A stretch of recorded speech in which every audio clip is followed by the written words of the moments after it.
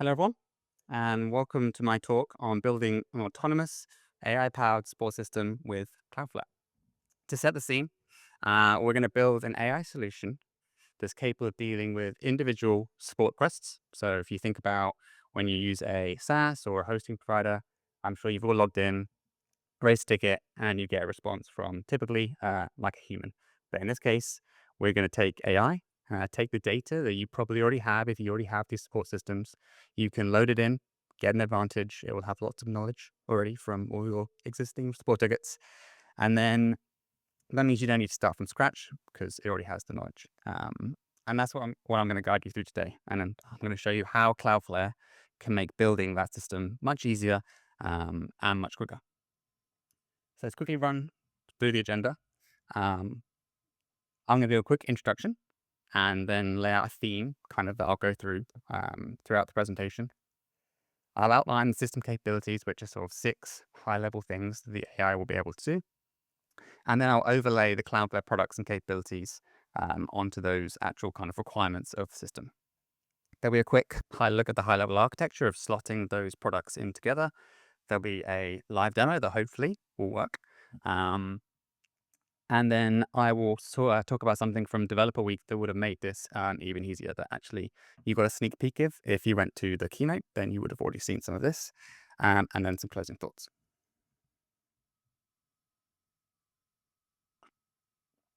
So just to explain who I am, I'm Ashley Peacock, and I'm a staff software engineer here in London with over 15 years of experience. I'm an official Cloudflare dev expert, which if you've ever heard of AWS Heroes, it's very similar, but just for the Cloudflare platform instead. I'm a 2-time published author, and one of my books is Serverless Apps on Cloudflare, which is why I'm here. And if you've had enough by the end of the day of talking about Cloudflare, then you can come and talk to me about indoor rock climbing. I'm a gym goer and video gamer, so if you want to talk to me about any of those, feel free. So this is a quote, and this is the theme that I'm going to talk about throughout the presentation. And it's from a very, very kind of famous tech company. You can just shout out. Does anyone know whose quote this is? Which company this is? I bet you all know the name. Okay, this is from AWS. And one of the tenets that AWS was founded on is that they will do what they call the undifferentiated heavy lifting. And the undifferentiated heavy lifting is basically all the stuff that's not unique to your company. So servers, databases, caches, etc. Everyone needs those things, but you don't want to manage them. You don't want to spin them up. You don't have to worry about them.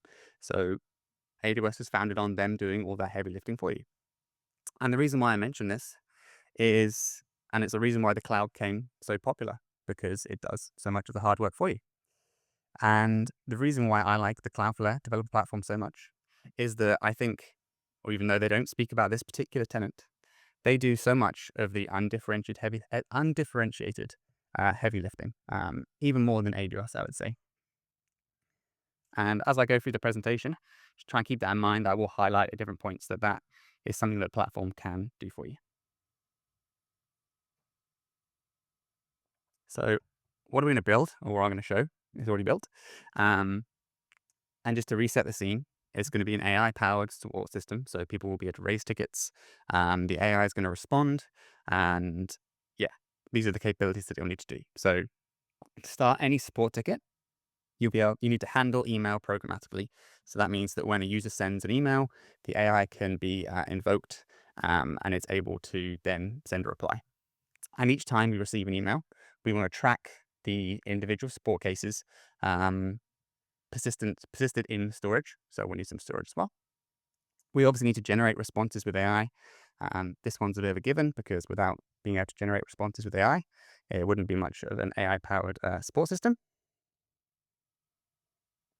And we need to be able to store the message history.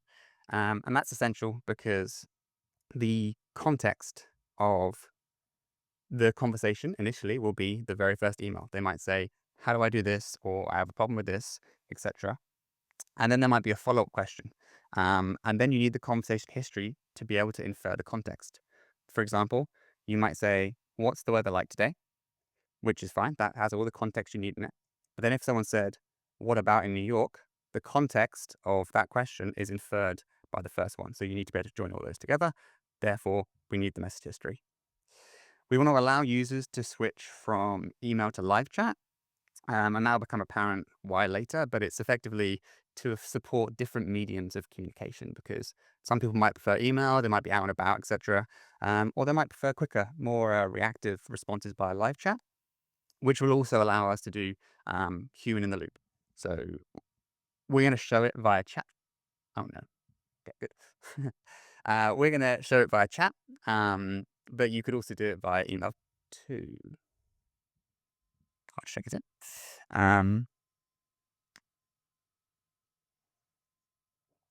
And then finally, we want to make sure there's no abuse. So we're going to prevent abuse with rate limiting. So, someone can't spam loads of emails and use up loads of our inference costs. And this particular demo I shared on social media. So I also didn't want someone to write some sort of loop that was going to loop through and cost me a lot of money. So I put some rate limiting in. So those are the capabilities. Those are the capabilities defined.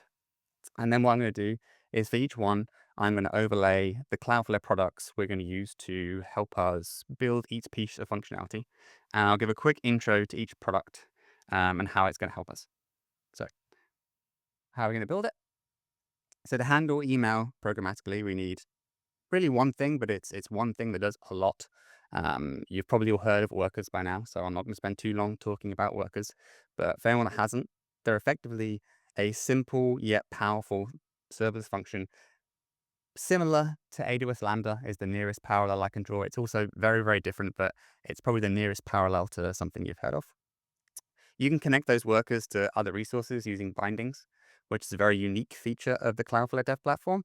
And it's effectively how you connect your worker to resources such as databases, caches, queues, etc.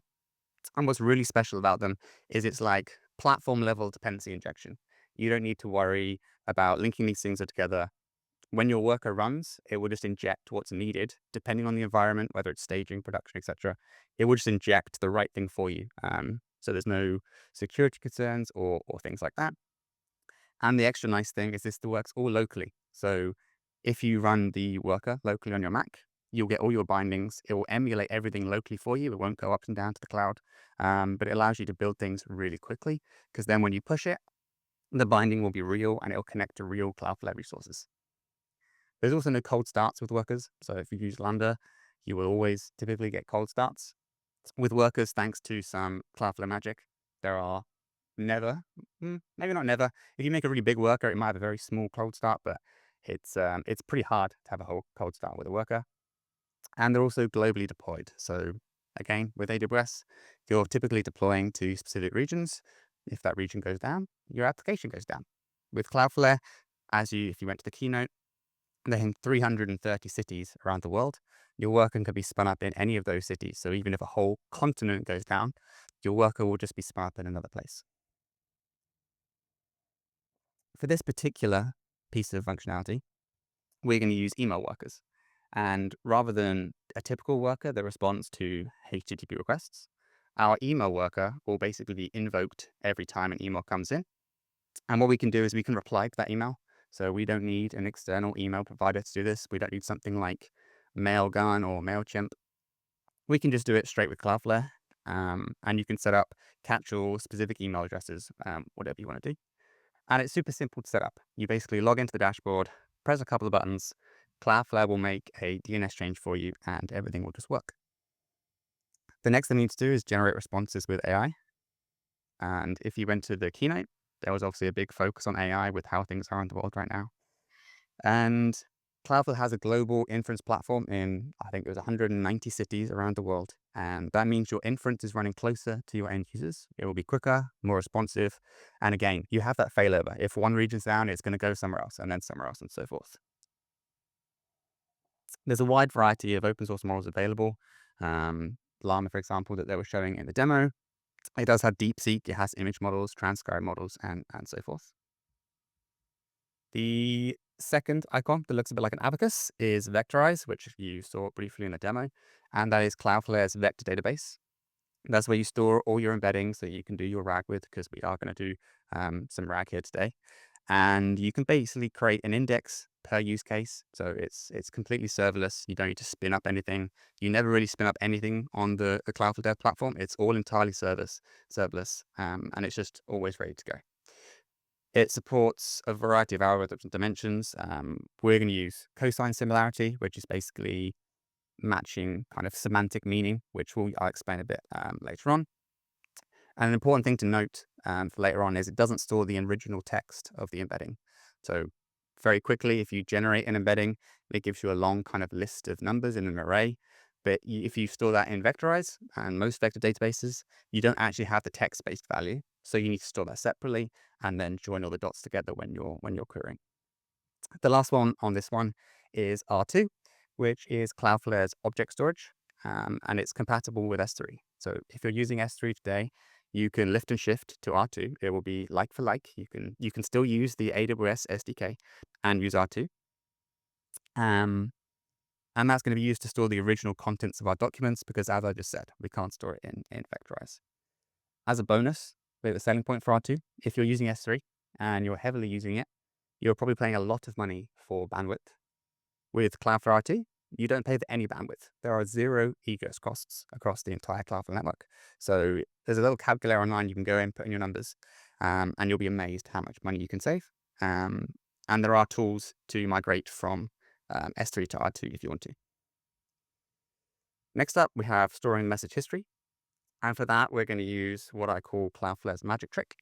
And this little icon here is a durable object. And if you haven't heard of durable objects, and lots of people haven't, they're quite hard to explain because there's nothing else really like them pretty much in the world. I don't think I've ever come across anything that's like a durable object. And it's effectively like in your code, you write a class as you would normally any other class. But this class, when you use it, is persisted to durable storage. And you can pull it out and it will have that storage again. It will spin up, spin down, but the storage is still there. But you interact like a class. But the actual calls to it use RPC. So it might look local, but it's actually going over the network. And it helps with things like multiplayer. So in this case, we can have a chat between multiple users, it's like multiplayer. And it has things like WebSockets built in, which will come in handy on our next two pieces, where we have live chat. Because rather than polling and things within chat, we can just use WebSockets. And you might be thinking, WebSockets, it's really complicated, right? Like it's really hard to set up, really difficult, can be a real pain. But with durable objects in Cloudflare, it's all baked into the platform for you. It's really a few lines of code and your WebSockets will just work and the platform's going to do it all for you. You can also have alarms for durable objects. I haven't used them in this one, but let's take our example of the support case. Quite often, after you have an interaction with a support case, maybe 24 hours afterwards, you want to send a feedback form or ask if they've finished, want to close the ticket. You can just have an alarm that basically wakes the durable object up, say after 24 hours, and send that email out to them. And so it's a great way to kind of build the entire life cycle of your key entities, if you like, into the platform, and the whole life cycle will be managed by durable objects. And they scale pretty much to the moon. So you can spin up these on demand. You spin them up in your code dynamically. And there are customers of Cloudflare using millions of these. So they scale really hard. And finally, like I said, rate limiting. This one's super simple. You add the binding, like I talked earlier. It injects into your worker, and then you can just pass in the key and the time frame you want that rate limit to apply to, and it will just give you a true or false, and you can just kick it off. So that's what our support system is going to be able to do. That's the products it's going to use. I'm going to quickly go through the high-level architecture. So we are going to need to ingest email. That's the first step. It will come into a worker, and the worker will create a case, and it will create a case using a durable object. If that case already exists, because we're obviously going to have replies to emails, it will look up the same durable object and append kind of information to that case. And then once a durable object has been called, it's then going to make calls to Vectorize and R2 to retrieve relevant information. And this is where if you have a support system already, like let's take Zendesk, for example. You can export all that information out of Zendesk, break it into, individual documents in R2, generate the embeddings for it, store it and vectorize, and effectively, you've probably seen the same question hundreds, thousands of times. You don't really need someone to write the same answer out again and again and again. The chances are the AI is going to be able to use that information and handle a lot of your tickets. And if it can't handle it, then we'll see later how we can offload that to a human. And then you could even feed that human information back into your vector database so that in future, if that question comes up again, the AI is going to have access to that information, and it's just going to grow and get better over time. Once we retrieve that relevant context, it's going to call Workers AI, which the little sparkles in the corner.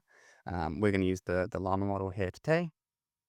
And then that's the top level flow. So the the ones across the top are for the email flow. And then if you look at the bottom, you'll see the flow for the chat. So where the little user symbol is. Again, we make use of a worker, which is core to Cloudflare's platform. And as I said, it's like Lambda, but it does so much more. So in this case, we're going to use it to serve static assets. There's another product from Cloudflare called Pages that also allows you to serve full stack applications. But the newer way to do it is with static asset workers. And similar to R2, the static assets, when they're served through Cloudflare, are free for an unlimited amount of bandwidth. You can send an unlimited amount of traffic through it. It will cost you nothing, and they will charge you no egress and charge you nothing. So it's quite nice. And it's super simple to set up. Once the user's on the chat, like I said, we're going to use WebSockets. And you can't communicate with a durable object directly. It has to be proxied via a worker. So the line between the user and the WebSocket is after the WebSocket connection has been established. But what will effectively happen is you'll call your worker, it will upgrade the connection to a WebSocket connection, and then all the communication after that will go directly to the durable object via WebSockets. I don't think we'll have time to look at the code today, but it's genuinely a few lines of code. It's really not a lot. So we're going to try a live demo. We'll see how it goes. The good news is if it doesn't work, I'm in the right place because there's lots of people from Cloudflare. So I'm sure they're going to be jumping around to fix it. You can't see my screen. Hold on.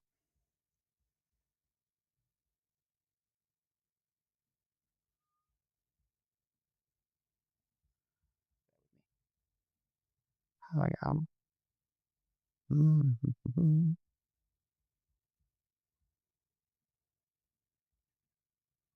Yeah, there we go. Right, so this is my Gmail. And what I'm going to do is write out, I actually can't see, so this is quite difficult, but we're going to write out a quick email to our worker.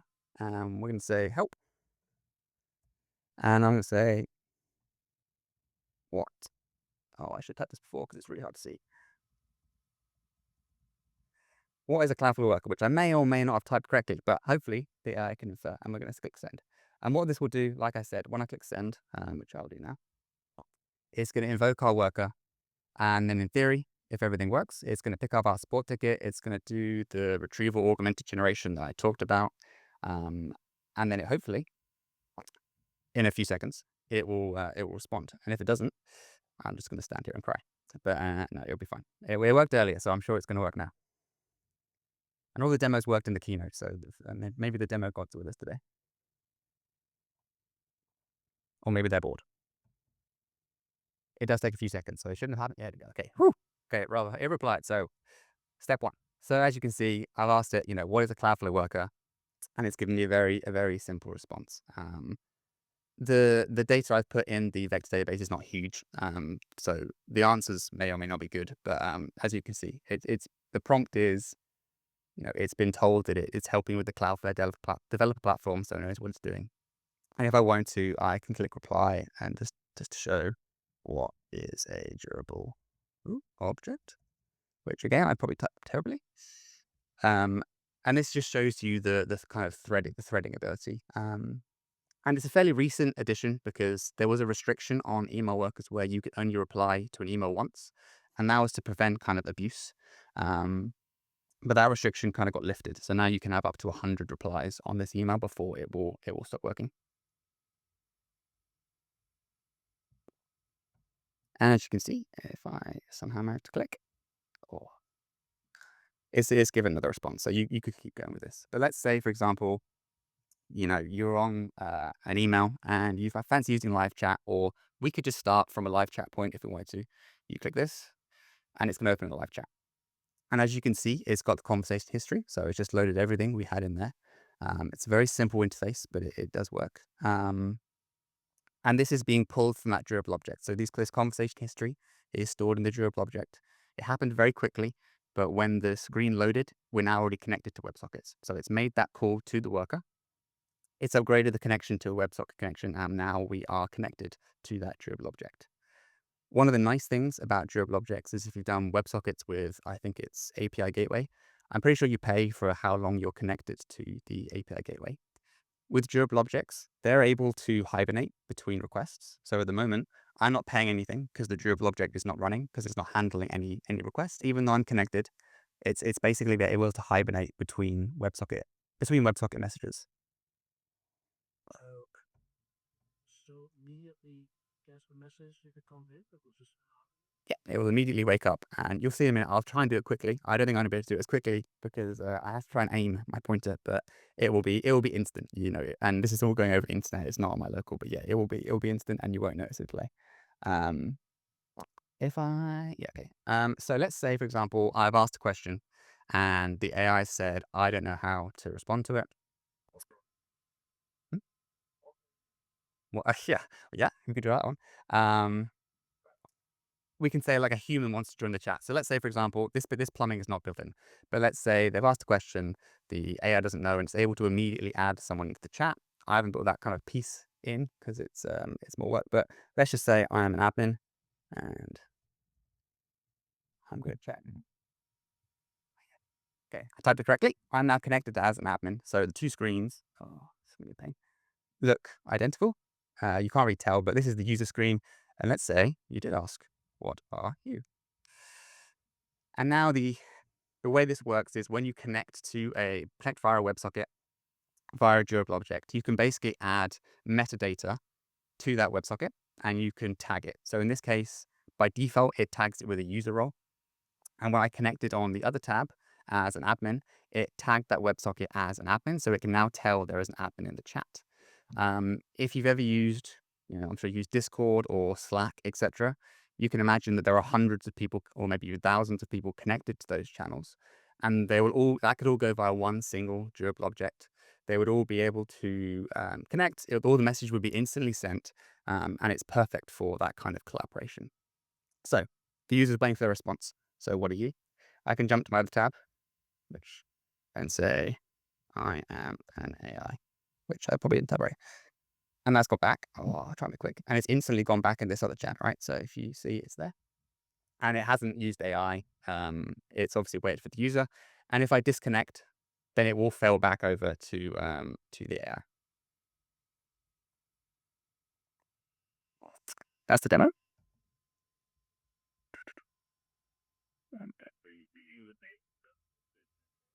No, the mail thread doesn't update in parallel. But no, I think it'd be difficult. Yeah. But yeah, I think if you reply to the email, it will still have the conversation history. You won't see it obviously in your email client, but it would have access to the history. Yeah. get it's the mail and does it is it entire message speed the deal with all the calls? What? So an email comes in, like a new one, and then what's the question? Sorry. Does it have the message history of previous emails? Yes. Yeah. Okay. So all the conversation history is in there, whether it's email, chat, whatever it is. It's in there. Yeah. So back to slides. It did say code walkthrough, but when I timed it, I didn't have time. So maybe we'll go for code if I have some time at the end. I need my speaker notes. Hold on.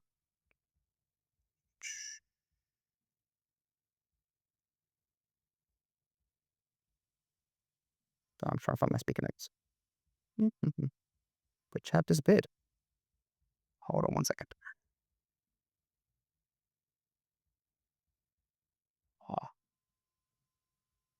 We'll go without speaker notes and we'll hope it's all right. Um, so that is the application in a nutshell. And the platform did a lot of heavy lifting for me. Um, but we can make it even simpler by using a product that you just saw in the keynote. We're using R2 and we're using Vectorize, and we're using Workers AI. And on the application side, it's quite simple. You need to, like I said, query Vectorize, then query R2, and then you can then pass that to the AI and have the responses be generated. Um, the complexity comes in when you get onto the kind of data loading side. So you need to do a surprising amount to enable RAG. Um, for example, you need to break your documents apart. So you might have 1,000 word document or even 100 word document, 10 words, 10 page document. Um, if you generate an embedding for 10 pages, that embedding is going to have no semantic meaning because it's 10 pages. It can't possibly have any real meaning. You need to break that apart, which is not, it's just kind of relatively straightforward, but you still need to do it, right? You still need to have a process that's going to do this for you. You need to then generate the embeddings for every single chunk, and you need to store those in the vector database. It might sound kind of simple, but then you can get into some edge cases. So you need to keep the source documents that are stored in R2 in sync with your storage layer. Let's say you delete a document, you want to delete it from your vector database, and you don't want it to be then used by the AI. You need to manage that. If you update, let's say you've got thousands of documents, you update one document. You don't want to resync every single document. You just want to do that one because it's going to become very expensive to routinely sync 1,000 documents every single time. So you want to prevent waste in terms of cost, which is not straightforward. So if you want to do it, you would need to build your own pipeline. So a script, or you can write on GitHub Actions, or however you want to do it, but you would basically have to code that yourself using, you can use tools. There are tools out there to do it, but ultimately you'd have to piece it together yourself or use an off-the-shelf product or, what I'm about to show you in a minute, which will simplify it. So you saw it if you were in the keynote, but we could simplify it with AutoRag. So Rita stole my lunch a little bit with her demo, but at least it means you have a rough idea what it is. And this was released in open beta on Monday,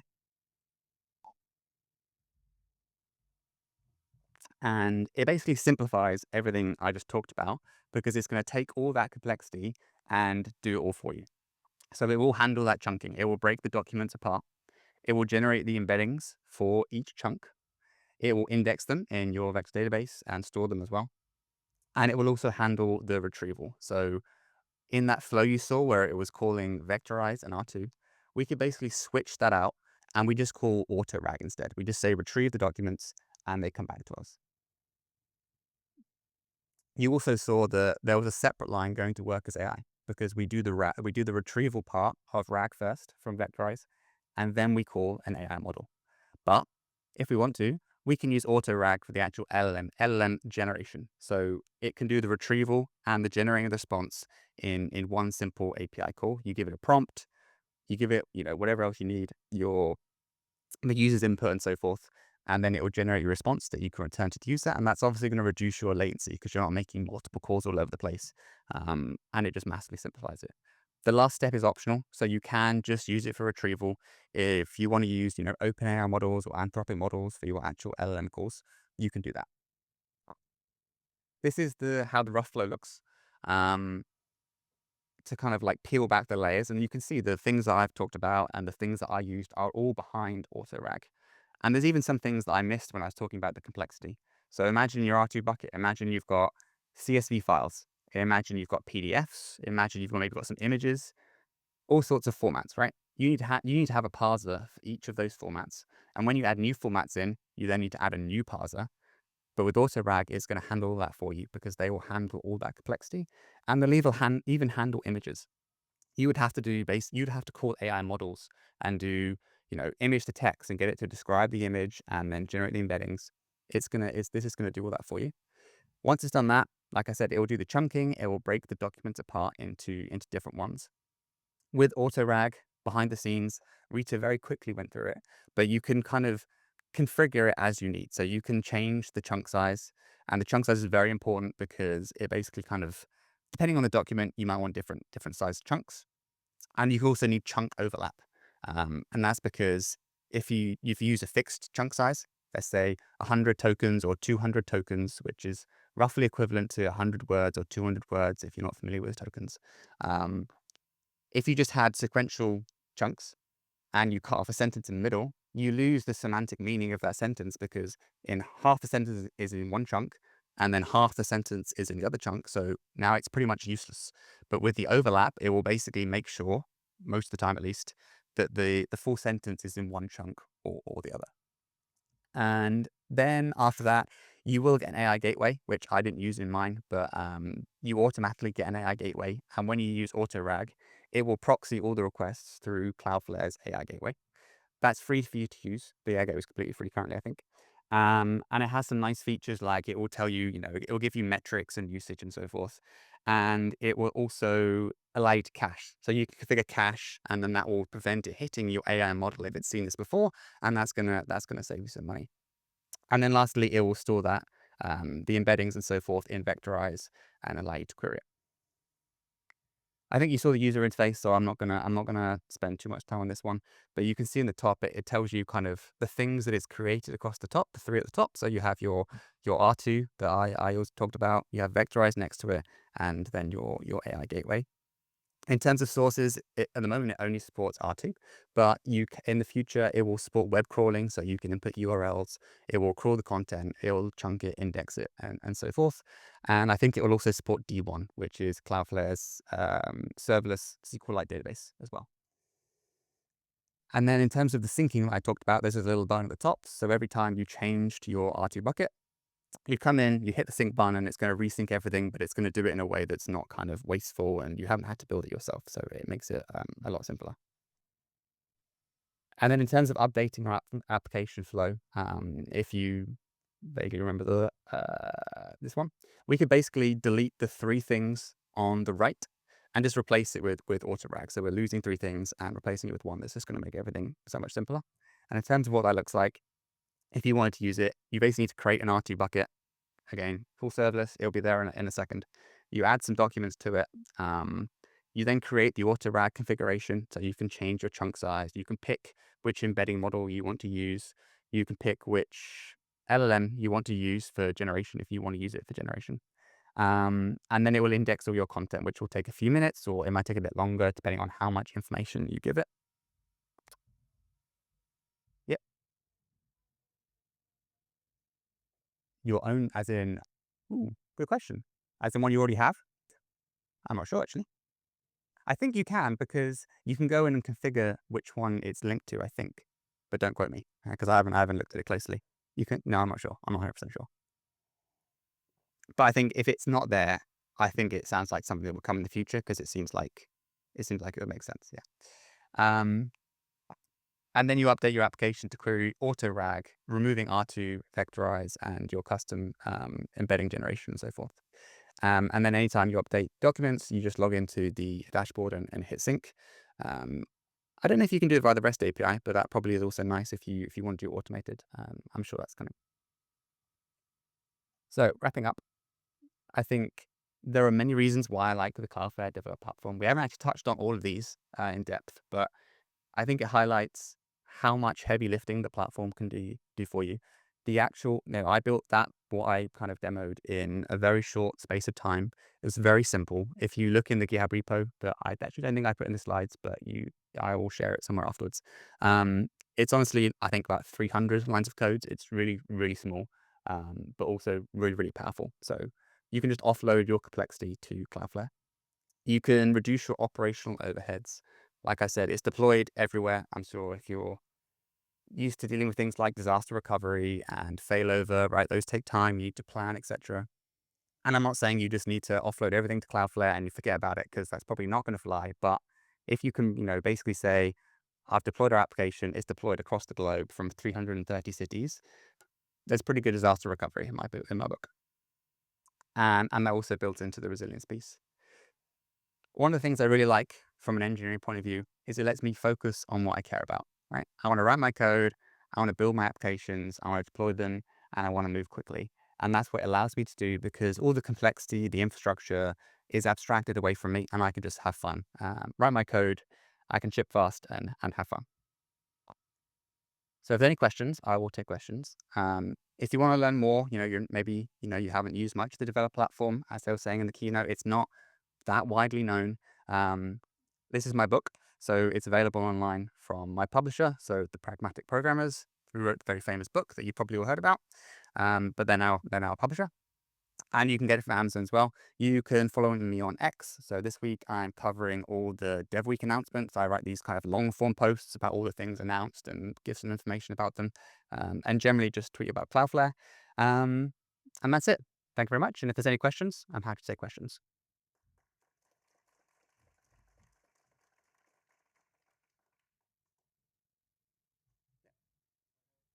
All about the big. Oh, are there like other keep keepers? Yeah. Yeah, with AI or just in general. Yeah. So another one that doesn't use AI, for example, is I'm an avid video gamer, as I said. So me and my friends, we play League of Legends. We're very geeky. Um, and we like to follow like the esports scene, so the professional esports scene. And I built a Discord bot that Tracy tracks the game because there was no tracking for it, so it announced when game starts and so forth. And it's super easy to deploy. It cost me nothing. You can build APIs on it. You can build full stack applications with Next.js, Svelte, and so forth. Um, I think a few years ago my answer would have been different. I would have said it's lacking some things, but I think now the developer platform has AWS is fast, right? It has hundreds and hundreds of services, but most applications need some static file hosting, some server-side rendering, a database, a cache, some queues, some AI, etc. And it has all the major building blocks. So I think these days you can build anything you need on Cloudflare. And there's no reason you can't connect it to, resources in AWS. There are products like if you have like an existing Postgres database, there's Hyperdrive that basically speeds up it's like a connection pooler because with the way workers work, they're obviously spinning up and down, right? And connecting to a database is slow. So with Hyperdrive, you can basically connect to Hyperdrive, it will pull the connections and then it's a lot quicker and it does caching and things. So there's lots of tools to make it work with existing infrastructure too.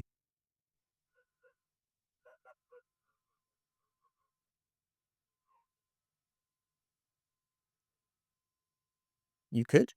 You could, yeah. For a professional example, I think where I work in insurance, um, and we wanted to do like A/B testing of pages, which for our marketing system, it's run on WordPress, so we don't own it. It's owned by an agency. So doing A/B testing was really difficult, right? Because you need to create a second page, and we basically just spin up a worker in front, and that worker just acts as a proxy between the two pages. So it calls our A/B test system. It says are they in treatment or are they in variant, and then it renders whichever page is needed from the worker. The user doesn't know. It's seamless. There's no added latency really, maybe like a few milliseconds because you have to call the worker, but it's really small, and that's like a really simple example of where perhaps you can kind of strategically put that in somewhere where you work, for example. Nice. Yeah. It's on my Twitter. So you can find it on my Twitter. If you scroll back there, it's on there. I forgot to put it in, but yeah, you can find it on there. Yeah. I do not know. I don't know how soon. No, I don't have that. I don't know if they shared because it only released on Monday, so I don't think they have shared the roadmap. But I would assume it's not round up. No, it's not too far away because on the UI it's obviously coming soon. So I assume it's probably not going to be miles away. How does that play? It's kind of bang the same, not to say virtual. So yeah. Yeah.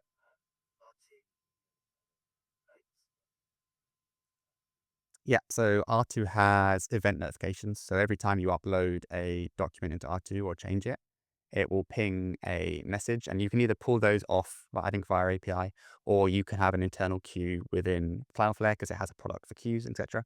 So yeah, you could automate it where if someone adds it, and maybe you add to the R2 bucket, from your own kind of system separately, then you could automatically, kick off that sync from that event notification. Yeah. Yep. Show the slide where a different type of data paths to use it. Yeah. when it comes to cost data or purposes purpose, is there an option where you can actually introduce a worker without extra worry? I think you could use the event notification. So the question was basically if you have custom, not markdown, something custom, how do you how do you how would you make that work? Because at the moment I don't think it would work. So you could, I think, upload it to the bucket or a separate bucket maybe, have an event notification fire, and that can then trigger a worker that will basically pick it up, do whatever passing you need, and then add it into your kind of real sources is how probably I would approach it. Yes, you would need to do that separately currently. Yep, yep, yep. We have 1 or 2 minutes left, so any more questions? Yeah,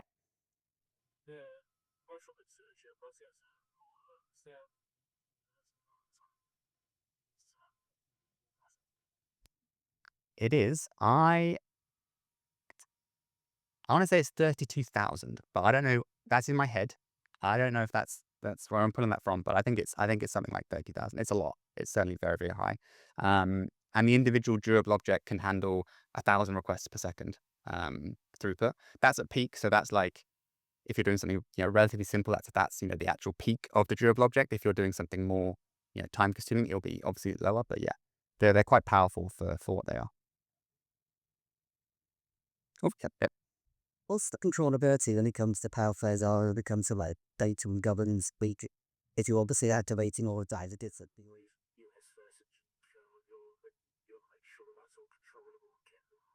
Yeah. So depending on the product, there is some control. The data, for example, so R2, you can specify a jurisdiction like Europe or whatever.